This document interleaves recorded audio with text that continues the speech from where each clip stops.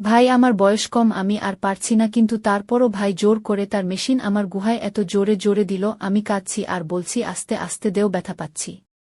Hello বন্ধুরা, আমি তোমাদের নূপুর আপু। আজকের গল্পটি সম্পূর্ণ শুনলে আপনাদের মেশিন দিয়ে টপটপ করে পানি চলে আসবে। তাই হাতের কাজ করার আগে হাতের কাছে টিস্যু রাখুন। আমি ভাইয়ের ঘরে গেলাম এবং দেখি সে বিছানায় শুয়ে আছে। আমি বললাম, ভাই, তুমি আজ ক্লাসে না গিয়ে পুরো দিন বাড়িতে থাকার পরিকল্পনা কেন করলে? সারাদিন আমার সঙ্গে কি করবে? তুমি কি কোনো পরিকল্পনা করছো? তখন ভাই মুচকি হেসে বলল, গতকাল তুমি বলেছিলে না যে একবার চেষ্টা করে দেখলে ক্ষতি নেই? এই কারণেই আমি বাড়িতে থাকতে চেয়েছিলাম। ভুলে গেছো নাকি? তারপর আমি হাসতে হাসতে তার পাশে গিয়ে বসলাম, আর সে আমাকে। বন্ধুরা, আজকের গল্পটা অনেক বেশি স্পেশাল, তাই কেউ মিস করো না। আমার নাম আরুষি, আমি ইতিহাসের একজন ভালো ছাত্রী। ইতিহাস আমার খুব প্রিয় বিষয়। আমার বড় ভাই সুমন, যার বয়স 21 বছর, তিনিও আমার সঙ্গেই একই কলেজে পড়েন। আমি এখন প্রথম বর্ষে পড়ছি। আমরা দুই ভাইবোন একসঙ্গে একই বিশ্ববিদ্যালয়ে পড়াশোনা করি। আমাদের ক্লাস প্রতিদিন সকাল 9টায় শুরু হয়। আমরা একসঙ্গে বিশ্ববিদ্যালয়ে যাই। যাতায়াতের সুবিধার জন্য বাবা আমাদের জন্য একটি মোটরসাইকেল কিনেছিলেন। ভাই মোটরসাইকেল চালান, আর আমি তার পেছনে বসে বিশ্ববিদ্যালয়ে যাই।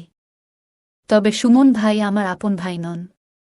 আমার বাবা মারা যাওয়ার পরে মা সুমন ভাই এর বাবার সঙ্গে বিয়ে করেন। এখন আমরা সবাই একসঙ্গে একটি সুখী পরিবার হিসেবে বাস করি। আমি জানতাম না আমার সৎ ভাইয়ের সাথে আমার জীবনের এমন একটি অধ্যায় শুরু হবে। আমার বাবা মা দুজনেই সরকারি চাকরিজীবী। প্রতিদিন সকাল 8টায় তারা অফিসের উদ্দেশ্যে বাড়ি থেকে বেরিয়ে যান। তাদের অফিসে চলে যাওয়ার পর আমি আর আমার ভাই দুজনেই আমাদের দিনের প্রস্তুতি নিতে শুরু করি। আমাদের বাড়িতে একটি মাত্র সাধারণ বাথরুম রয়েছে। তাই প্রথমে আমি গোসল করে তৈরি হয়ে নিই, তারপর আমার ভাই গোসল সেরে নেয়। সাধারণত মেয়েদের তৈরি হতে একটু বেশি সময় লাগে, তাই আমি আগে তৈরি হয়ে নিই। সব প্রস্তুতি শেষে আমি আর আমার ভাই ইউনিভার্সিটির দিকে রওনা দিই। আমাদের ব্যস্ত জীবনের এই দিনগুলোতে আমরা একসাথে সময় কাটানোর সুযোগ পাই, কিন্তু সেই সময়গুলো কখন যেন আমাদের সম্পর্ককে আরও গভীর করে তোলে। বাড়ির গেটটি তালাবদ্ধ ছিল, তবে আমাদের প্রত্যেকের কাছেই গেটের চাবি থাকে। আমি আর আমার ভাই ক্লাস শেষে বিকেল 4টার দিকে বাড়ি ফিরলাম। বিকেল 6টার দিকে বাবা মাও বাড়ি চলে এলেন। এভাবেই প্রতিদিন নির্দিষ্ট রুটিনে আমার দিনগুলো কেটে যাচ্ছিল। কিন্তু একদিনের একটি ঘটনা আমার জীবনের পুরো গতিপথ পাল্টে দেয়া।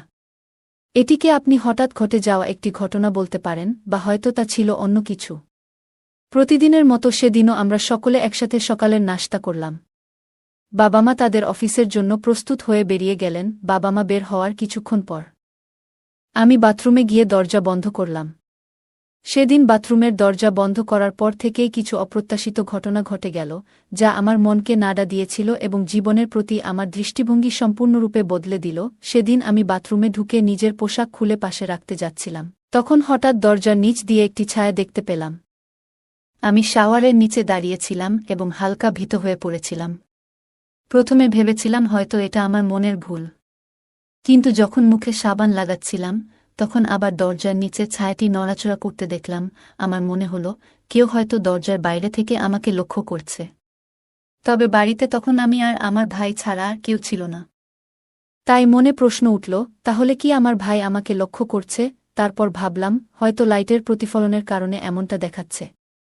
আমি নিজেকে শান্ত করার জন্য এসব নেতিবাচক চিন্তা এড়িয়ে যাওয়ার চেষ্টা করলাম।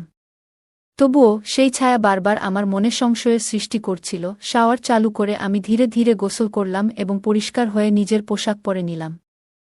কিন্তু যখন আমার ওড়নাটি তুলতে গিয়েছিলাম তখন আবার দরজার নিচ দিয়ে একটি ছায়া নড়াচড়া করতে দেখলাম। এবার আমার সন্দেহ আরও গভীর হয়ে গেল। গোসল সেরে আমি নিজের ঘরে চলে এলাম এবং প্রস্তুত হতে লাগলাম। অন্যদিকে ভাই কিছুক্ষণ পর তৈরি হয়ে আমাকে ইউনিভার্সিটিতে নিয়ে যাওয়ার জন্য ডাকতে এলো। আমরা দুজনেই বাড়ির দরজা বন্ধ করে ইউনিভার্সিটির উদ্দেশ্যে বেরিয়ে পড়লাম। প্রতিদিনের মতো সেদিনও আমি মোটরসাইকেলে ভাইয়ের পেছনে বসে পড়লাম এবং আমার ব্যাগটি ভাইয়ের পেছনে ও আমার সামনে রাখলাম। তবে সেই দিন কি এমন কিছু ঘটতে চলেছিল যা আমার প্রতিদিনের স্বাভাবিক রুটিন থেকে আলাদা? এই প্রশ্ন আমার মনে ঘুরপাক খাচ্ছিল। সেদিন আমার মন যেন অন্য এক জগতে হারিয়ে গিয়েছিল। সেই দিনের অনুভূতিগুলো এমন ছিল যা ভাষায় প্রকাশ করা সম্ভব নয়। তবে পরের দিন সকাল থেকেই আমি ভাবতে শুরু করলাম কিভাবে নিশ্চিত হব যে আমার ভাই সত্যিই আমাকে বাথরুমের দরজার বাইরে থেকে দেখেছিল কিনা। অনেক চিন্তা করার পর আমার মাথায় একটি পরিকল্পনা এলো। বাবা মা অফিসে চলে যাওয়ার পর আমি আমার মোবাইল ক্যামেরায় ভিডিও রেকর্ডিং চালু করলাম এবং সেটি বাথরুমের বাইরে এমন একটি জায়গায় রেখে দিলাম যেখানে যদি কেউ দরজার বাইরে থেকে কিছু করার চেষ্টা করে তা রেকর্ড হয়ে যাবে। মোবাইলটি রেখে আমি বাথরুমে ঢুকে দরজাটি ভেতর থেকে বন্ধ করলাম। বাথরুমের দরজার দিকে তাকাতেই আবার একটি ছায়া দেখতে পেলাম।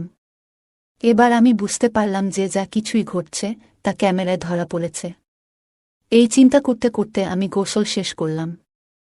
তারপর বাথরুম থেকে বেরিয়ে এসে মোবাইলটি হাতে নিয়ে নিজের ঘরে চলে গেলাম। ভিডিওটি চালিয়ে যা দেখলাম তাতে আমার বিশ্বাসই হতে চাইছিল না। আমি ভাবছিলাম এটা কিভাবে সম্ভব। এরপর আর কিছু না ভেবে আমি আর আমার ভাই ইউনিভার্সিটির জন্য রওনা দিলাম। আমি মোটরসাইকেলে ভাইয়ের পেছনে বসে ওর গলা জড়িয়ে ধরলাম। মনে মনে ভাবতে লাগলাম কিভাবে ভাইকে সেই ভিডিওটা দেখাবো। ঠিক তখনই ভাই বলল, তুই কি ঠিক আছিস? আমি বললাম, হ্যাঁ ভাই, সব ঠিক। ভাই বলল, তাহলে এত জোরে আমাকে ধরে আছিস কেন? আমি বললাম, জানি না কেন ভাই, আজ একটু অস্বস্তি লাগছে। পুরো দিন ইউনিভার্সিটিতে পড়াশোনার মাঝে আমার মন বারবার অন্যদিকে চলে যাচ্ছিল। দুপুরে বাড়ি ফিরে এসে আমি স্থির হতে পারছিলাম না। কিভাবে ভাইকে বলবো কেন সে এই রকম কাজটা করল, সেটা ভেবে দিশেহারা হয়ে পড়েছিলাম। রাতে প্রায় 10টা বাজে। আমি বিছানায় শুয়ে বারবার পাশ ফিরছিলাম। একেবারেই ঘুম আসছিল না। নিজের মনে সাহস এনে ভিডিওটা আবার দেখলাম। অনেক ভেবে আমি সেই ভিডিওটা ভাইয়ের মোবাইলে পাঠিয়ে দিলাম, কারণ সে জানুক আমি তার অপরাধ ধরে ফেলেছি। প্রায় 15 মিনিট কেটে গেল, কিন্তু ভিডিওটা সে দেখল না। আমি ভাবতে লাগলাম, ভাই কেন ভিডিওটা দেখছে না? বারবার ফোন চেক করছিলাম। 1 ঘন্টারও বেশি সময় কেটে গেল, কিন্তু কোনো প্রতিক্রিয়া নেই। তখন মনে হলো হয়তো ভাই ঘুমিয়ে পড়েছে। এভাবেই রাত কেটে গেল, কিন্তু কোনো উত্তর পেলাম না। অবশেষে আমি হতাশ হয়ে ঘুমিয়ে পড়লাম। পরের দিন রবিবার ছিল। সেদিন বাবা মা ভাই আর আমি সবাই বাড়িতে ছিলাম। সকালের নাশতা সবাই একসঙ্গে করলাম। নাশতার সময় মনে হচ্ছিল যেন কিছু একটা বলবো, কিন্তু সাহস পাচ্ছিলাম না। ভাইয়ের আচরণে কোনো পরিবর্তন দেখিনি। এর মানে সে এখনও আমার পাঠানো ভিডিও দেখেনি। সকালে প্রায় 10টা নাগাদ আমি আমার ঘরে বসেছিলাম। হঠাৎ করে আমার মোবাইলে একটি মেসেজ এলো। মেসেজ দেখে আমার হৃদস্পন্দন বেড়ে গেল। মেসেজটি আমার ভাইয়ের কাছ থেকে পাঠানো। সে লিখেছে যে সে ভিডিওটি দেখেছে। আমি নিশ্চিত হয়ে গেলাম যে সে ভিডিওটি দেখেছে। আমি তার মেসেজে জবাব দিলাম, কিন্তু এরপর আর কোনো উত্তর পেলাম না। দুপুর হয়ে গেল, কিন্তু এখনও কোনো প্রতিক্রিয়া আসেনি। দুপুরের খাবার সময় আমরা সবাই একসাথে খেতে বসেছিলাম। আমি লক্ষ্য করলাম যে ভাই চুপচাপ মাথা নিচু করে খাচ্ছিল। খাওয়া শেষ করেই সে উঠে নিজের ঘরে চলে গেল। আমি বাবা মায়ের সামনে বললাম, ভাই, কিছুক্ষণ পর তোমার ঘরে আসব। তোমাকে কিছু পড়া বুঝিয়ে দেব। সে কিছু না বলে তার ঘরে চলে গেল। খাওয়া শেষ করে মা আর আমি টেবিল গুছিয়ে নিলাম। সব কাজ শেষ করার পর মা বাবা মায়ের ঘরে চলে গেলেন, আর আমি সোজা ভাইয়ের ঘরে চলে গেলাম। ঘরে ঢুকে দেখি ভাই জানালার পাশে দাঁড়িয়ে আছে। আমি ঘরে ঢুকে দরজাটা ধীরে ধীরে বন্ধ করলাম।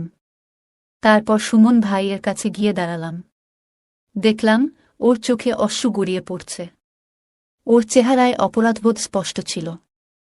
সুমন ভাই আমার চোখের দিকে তাকিয়ে খুব ধীরে বলল, দুঃখিত। আমি বুঝতে পারছিলাম সে ভেতরে ভেতরে খুব খারাপ অনুভব করছে। ও যেন আরও ভেঙে না পড়ে, তাই আমি সামনে এগিয়ে এসে তাকে আলতো করে জড়িয়ে ধরলাম। তারপর ধীরে ধীরে তার কানে বললাম, এই বয়সে এরকম ভুল হয়েই যায়। এতে দুঃখ পাওয়ার কিছু নেই। আর আমরা তো সৎ ভাইবোন, তাই এটা নিয়ে বেশি ভাবারও দরকার নেই। আমার কথা শুনে সুমন ভাই হতবাক হয়ে আমার দিকে তাকাল। সে বলল, কিন্তু আমরা তো ভাইবোন, তাই না? আমাদের উচিত সম্পর্কের মর্যাদা রক্ষা করা। এই সীমারেখা পেরোনো ঠিক হবে না। তাকে আরও স্বাভাবিক করার জন্য আমি মৃদু হেসে বললাম, আচ্ছা ঠিক আছে, গুরুজনের মতো উপদেশ দাও আর। কিন্তু চিন্তা করো না, আমি জানি তুমি ভুল বুঝতে পেরেছ। আমি বললাম, ওহ, এখন বড় বড় নীতির কথা মনে পড়ছে। তখন তো এসব মনে পড়েনি, যখন আমাকে গোসল করতে দেখছিলে। তখন কোথায় ছিল তোমার এই নীতি? তারপর আমি মৃদু হাসি দিয়ে বললাম, এগুলো নিয়ে ভাবো না ভাই। তুমি সবসময় আমার বড় ভাই থাকবে, আর আমি তোমার সেই আদরের ছোট বোন। এরপর এক চোখ টিপে মজা করে বললাম, তবে ভাই, একবার চেষ্টা করে দেখলে ক্ষতি কি? আমি কাল সন্ধ্যায় তোমার অপেক্ষায় থাকব, এই কথাটা আমি হেসে বললাম এবং তারপর তার ঘর থেকে বেরিয়ে এলাম। সে হতবাক হয়ে আমার দিকে তাকিয়ে রইল। সেই রাতে আমরা সবাই একসঙ্গে খাবার টেবিলে বসেছিলাম। খাওয়ার সময় আমার ভাই বলল, কাল ইউনিভার্সিটিতে নাকি একটা ছোটখাটো খেলার আয়োজন হচ্ছে, তাই আমি কাল ইউনিভার্সিটিতে যাব না। মা বললেন, তাহলে আরুষিও যাওয়ার দরকার নেই। বাবা বললেন, সুমন, তুমি কি খেলাধুলায় আগ্রহী নও? ভাই উত্তর দিল, জি বাবা, আমি ব্যাটবল খেলায় আগ্রহী, কিন্তু এখানে সেটা হচ্ছে না। এখানে কিছু নতুন খেলোয়াড় এসেছে যারা ছোট ছোট স্কুল থেকে এসে ইউনিভার্সিটিতে প্র্যাকটিস করছে। বাবা বললেন, ঠিক আছে, তাহলে কাল তোমরা দুজনেই বাড়িতে থাকবে। আমি ভাইয়ের দিকে তাকিয়ে এক গোপন হাসি দিলাম। পরের দিন সকালে বাবা আর মা অফিসে চলে গেলেন। এরপর আমি সুমন ভাইজের ঘরে গেলাম এবং দেখি সে বিছানায় শুয়ে আছে। আমি বললাম, ভাই, তুমি আজ ক্লাসে না গিয়ে পুরো দিন বাড়িতে থাকার পরিকল্পনা কেন করলে? সারাদিন আমার সঙ্গে কি করবে? তুমি কি কোনো পরিকল্পনা করছো? তখন সুমন ভাই মুচকি হেসে বলল, গতকাল তুমি বলেছিলে না যে একবার চেষ্টা করে দেখলে ক্ষতি নেই? এই কারণেই আমি বাড়িতে থাকতে চেয়েছিলাম। ভুলে গেছ নাকি? আমি হাসতে হাসতে বললাম, বাহ ভাই, তুমি তো বেশ চালাক। তোকাল বড় বড় নীতির কথা বলছিলে, আর আজ এমনভাবে কথা বলছো যেন সব ভুলে গেছ। আমি মজা করে তাকে খোঁচা দিতে লাগলাম। আমার কথা শুনে সে হেসে উঠে দৌড়ে আমার পেছনে এলো। আমাকে ধরার জন্য ছুটতে লাগল। আরুষি বলল, তুমি একদম ঠিকই বলেছ। ভাই, আমাদের সম্পর্কটা এমন নয় যে এতে কোনো সীমা আছে। একবার চেষ্টা করলেই বা ক্ষতি কি? সুমন ভাই হালকা হাসি দিয়ে বলল, ঠিকই বলেছ।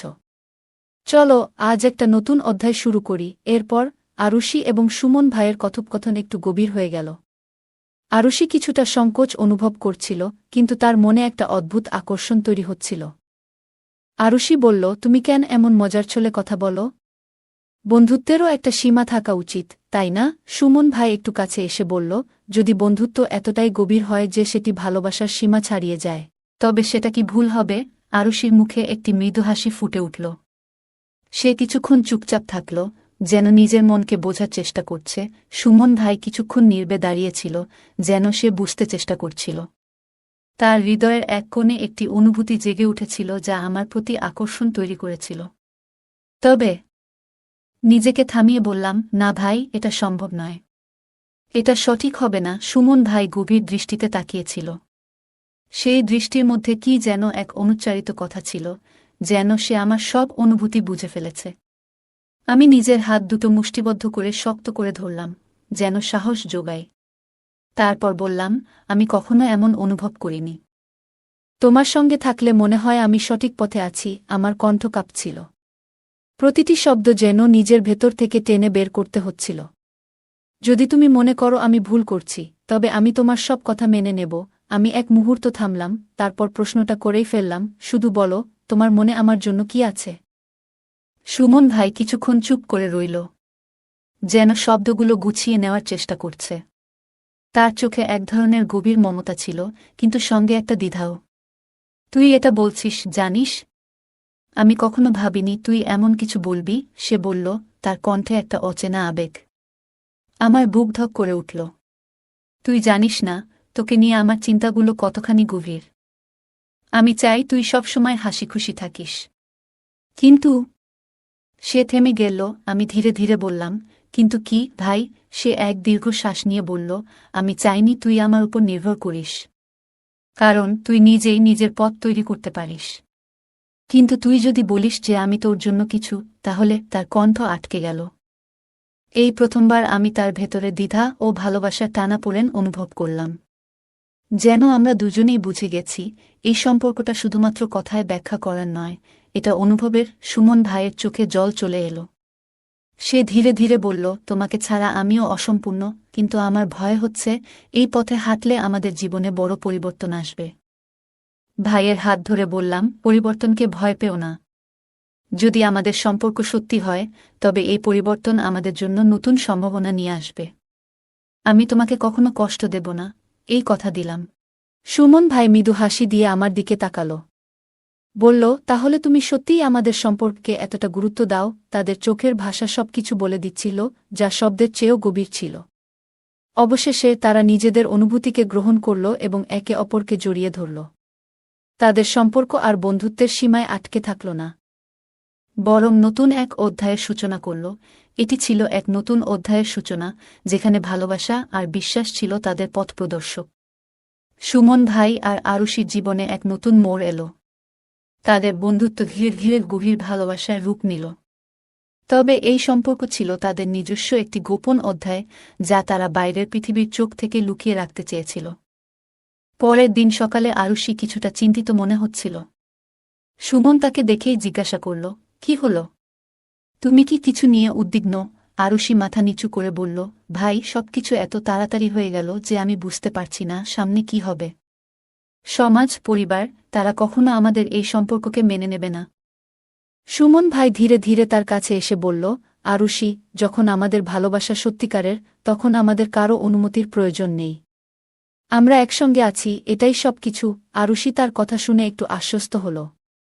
সে গভীরভাবে সুমনের চোখে তাকিয়ে দেখল এবং বুঝতে পারল যে তার ভালোবাসার শক্তি তাদের সব বাধা অতিক্রম করতে সাহায্য করবে।